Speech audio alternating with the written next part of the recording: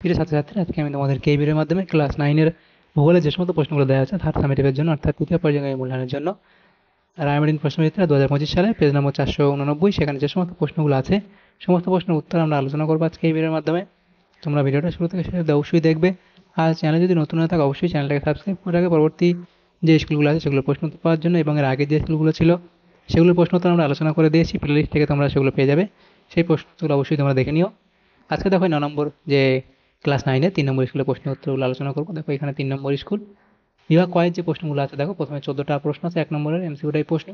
তো এটা দেখো এই যে পিডিএফ আমরা আজকে আলোচনা হচ্ছে এই প্রশ্ন উত্তরগুলো, সেগুলোর পিডিএফ তোমরা পরবর্তীতে আমাদের টেলিগ্রাম চ্যানেল থেকে তোমরা পেয়ে যাবে। ডেসক্রিপশনে আমাদের টেলিগ্রাম চ্যানেলের লিঙ্ক দেওয়া হয়েছে, সেখান থেকে তোমরা যুক্ত হতে পারো। একের দাগের যে প্রশ্নগুলো আছে দেখো সঠিক উত্তরটি নির্বাচন করে লেখো। একের দাগের একের প্রশ্ন, পৃথিবীর নিরক্ষীয় ব্যাস মেরু ব্যাস অপেক্ষা, পৃথিবীর নিরক্ষীয় ব্যাস মেরু ব্যাস অপেক্ষা কত হবে? 43 কিমি স্ফীত। এরপরে টাইটান, টাইটান কি হবে? এটা হবে শনির উপগ্রহ। পৃথিবীর মেরুরেখা বা অক্ষ তার কক্ষতলের সঙ্গে 66.1 2 ডিগ্রি কোণে অবস্থান করে।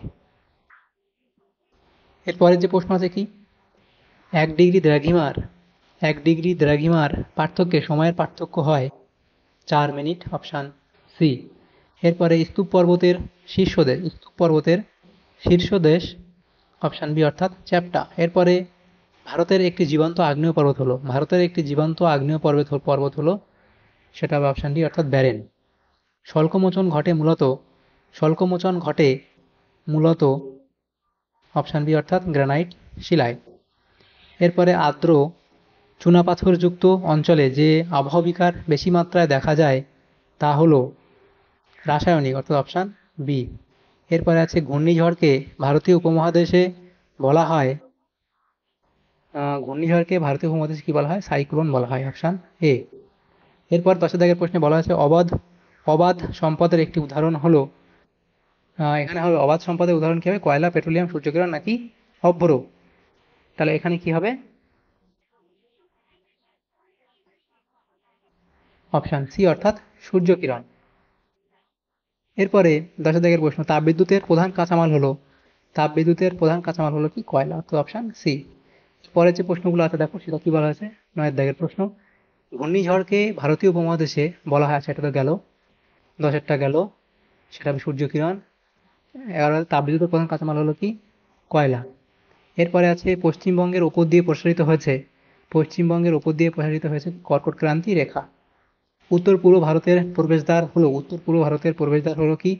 Siliguri, option D. এরপরে সার্ভে অব ইন্ডিয়া স্থাপিত হয় 1767 সালে, অপশান বি। এরপর বিভাগ খতে যে প্রশ্নগুলো আছে, 6টা প্রশ্ন আছে, 1 নম্বর করে 6 নম্বর দেওয়া আছে শূন্যস্থান পূরণ। 2 দাগের এ, সেটা হচ্ছে শূন্যস্থান পূরণ করো। 2 দাগের এর এক, সৌরজগতের বৃহত্তম গ্রহ সেটা হবে কি? টাইটান। টাইটান। এরপরে অধিবর্ষে ফেব্রুয়ারি মাস ড্যাশ দিনে হয়, সেটা হবে 29 দিনে হয়, তোমরা জানো এটা। মহাবৃত্ত বলা হয় ড্যাশ রেখাকে, সেটা হবে নিরক্ষ রেখা। মহাবৃত্ত বলা হয় নিরক্ষ, আচ্ছা নিরক্ষ রেখাকে তো লেখাই আছে, তাহলে নিরক্ষ রেখাকে, তাহলে মহাবৃত্ত বলা হয় কি? নিরক্ষ রেখাকে।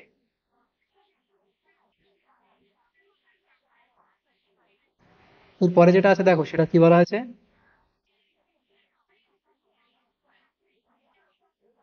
পরের প্রশ্নগুলো হচ্ছে দেখো এখানে 4 দেখে, পামির মালভূমিকে পৃথিবীর ড্যাশ বলা হয়, পামির মালভূমিকে পৃথিবীর ছাদ বলা হয়।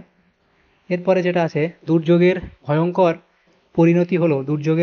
পরিণতি হলো কি? বিপর্যয়। বিপর্যয়। শিলার মরিচা পড়া হলো ড্যাশ আবহবিকারের উদাহরণ, এটা হবে রাসায়নিক আবহবিকারের উদাহরণ। বিয়ের দেখে নিচের বিবৃতিগুলি সত্য বা মিথ্যা লেখো। প্রথম প্রশ্ন, পৃথিবীর আকৃতি পৃথিবীর মতো, এটা হবে সত্য। সম্পদের উপযোগিতা আছে কিন্তু কার্যকারিতা নেই, এটা মিথ্যা। এরপরে সবচেয়ে উৎকৃষ্ট লৌহ আকরিকের নাম হলো হেমাটাইট, এটা ভুল, কারণ হবে ম্যাগনেটাইট। গোসাবা নদীটি হলো সুন্দরবন অঞ্চলের নদী, এটা সত্য। এরপরে পৃথিবীর মেরুদয়ে আবর্তন বেগ সর্বাধিক, এটা মিথ্যা। দ্রাঘিমা রেখাগুলি পূর্ণবৃত্ত, এটাও মিথ্যা, কারণ অর্ধবৃত্ত হবে। তাহলে এগুলো ঠিক ভুলগুলো হয়ে গেল। তারপরের যে প্রশ্নগুলো আছে দেখো, সেটা হচ্ছে সি। তাহলে এ হলো, বি হলো, সি, দুইয়ের দাগে সি। বাম দিকের সঙ্গে এদিকে ডান দিক মেলাতে দেওয়া হয়েছে। সল্ট লেক, সেটা সেটা এখানে মিলবে। তথ্য প্রযুক্তি, কৃষ্ণনগর, সেটা হবে মৃৎশিল্প। তারপর ৩ বিষ্ণুপুর, সেটা হবে টেরাকোটা। তারপর টোপোগ্রাফিক্যাল ম্যাপ, সেটা এখানে হবে সমোন্নতি রেখা। ডি এর দাগে বলা আছে কি, নিচের প্রশ্নগুলির দু এক কথায় উত্তর দাও, যে কোনো ৬টা প্রশ্ন আছে এখানে, ১ নম্বর করে ৬ নম্বর দেওয়া হয়েছে। ডি এর দাগের ১, ২ সেমিতে ১ কিমি স্কেল হলে ভগ্নাংশসূচক স্কেল বা আরএফ কত হয়? তাহলে সেটা এখানে হবে কি 1:50,000। ডেকান ট্রাপ এর ট্রাপ শব্দটির অর্থ কি? সেটা হবে সিঁড়ি বা ধাপ। সিঁড়ি বা ধাপ। এরপরে SAIL এর সম্পূর্ণ নাম কি? ৩ এর দাগের প্রশ্ন। SAIL এখানে লিখে দিচ্ছি, এটা হবে স্টিল, স্টিল অথরিটি,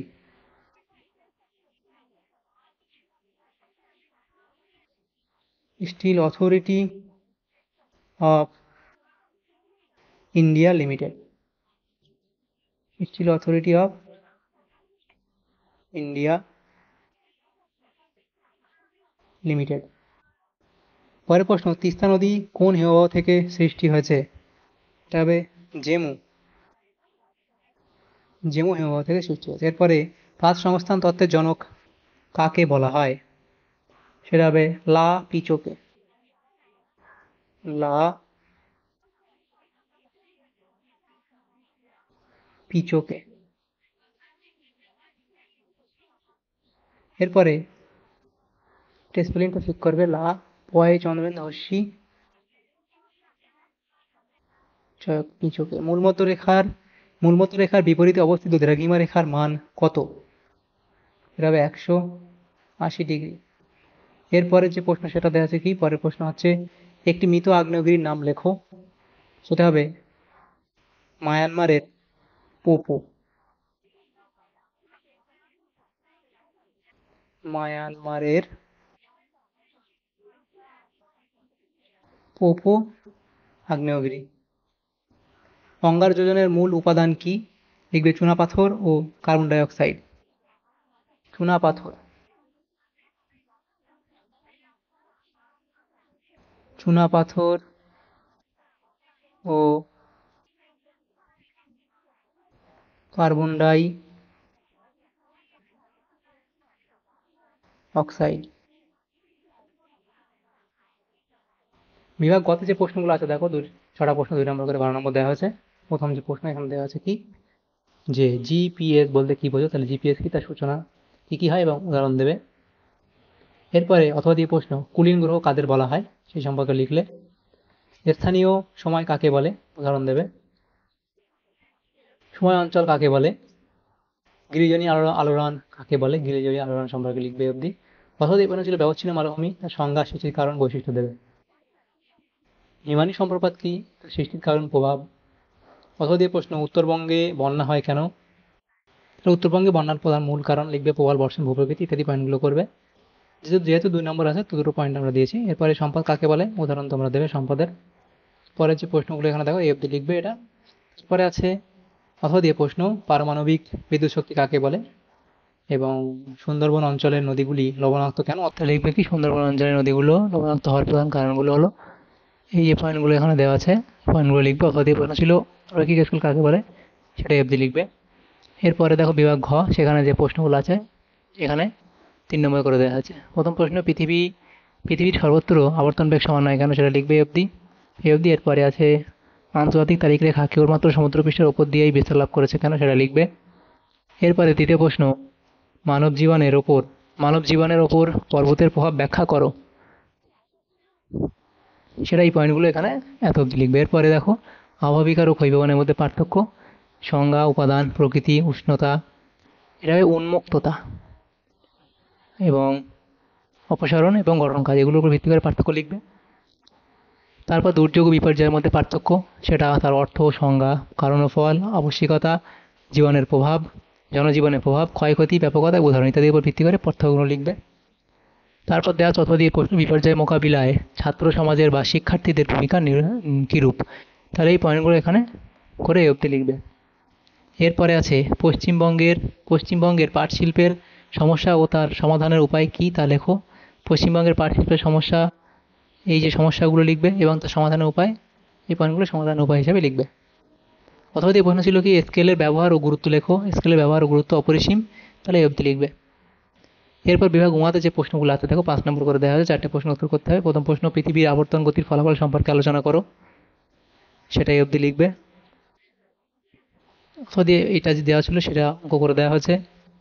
তারপর আছে যে কোনো 3 ধরনের সমভূমির উৎপত্তি চিত্র সহ ব্যাখ্যা করো, পরদর্শিত মালভূমি, লাভা মালভূমি, ব্যবচ্ছিন্ন মালভূমি, 3টে লিখবে। এবং এদিকে আরও একটা এক্সট্রা এই মহাদেশীয় মালভূমি লিখতে পারবো। 4টে দেওয়া আছে কিন্তু এখানে লিখতে বলেছে কটা, 3টে।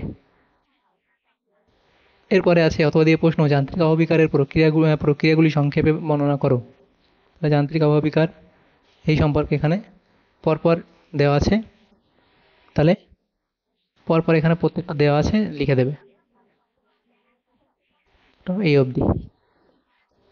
এরপরে যে প্রশ্নগুলো আছে দেখো, ভারতে খনিজ তেলের উৎপাদক অঞ্চল সম্পর্কে বর্ণনা করো। তাহলে তৈলক্ষেত্র এবং বিশেষত্ব, তাহলে সেই খনিজ তেলের যে উৎপাদক অঞ্চল সেটা এখানে লিখে দেবে, পরপর ভাগ করে দেওয়া আছে।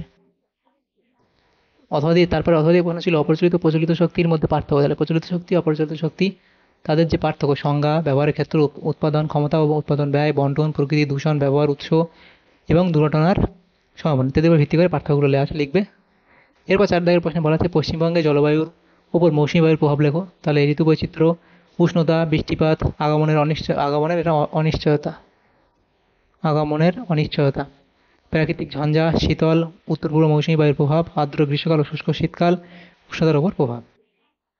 অথবা দিয়ে প্রশ্ন ছিল কি পশ্চিমবঙ্গের বিভিন্ন প্রকার মৃত্তিকার বিবরণ দাও, পলি মৃত্তিকা, তারপর ল্যাটেরাইট মৃত্তিকা, এভাবে এটা পটজল মৃত্তিকা, এরপর ধূসর বাদামি রঙের মৃত্তিকা, তারপর উপকূলের এটা হবে লবণাক্ত মৃত্তিকা, উপকূলের লবণাক্ত মৃত্তিকা ইত্যাদি পয়েন্টগুলো করবে। তাহলে দেখো এখানে যে পয়েন্টগুলো ছিল বা যে প্রশ্নগুলো ছিল আমাদের, সমস্ত প্রশ্ন উত্তর আলোচনা করলাম ক্লাস নাইনের থার্ড সামেটিভের জন্য 3 নম্বর স্কুলে ভূগোলের যে সমস্ত প্রশ্নগুলো ছিল সমস্ত প্রশ্নের উত্তর আমরা আলোচনা করলাম আজকে এই ভিডিওর মাধ্যমে।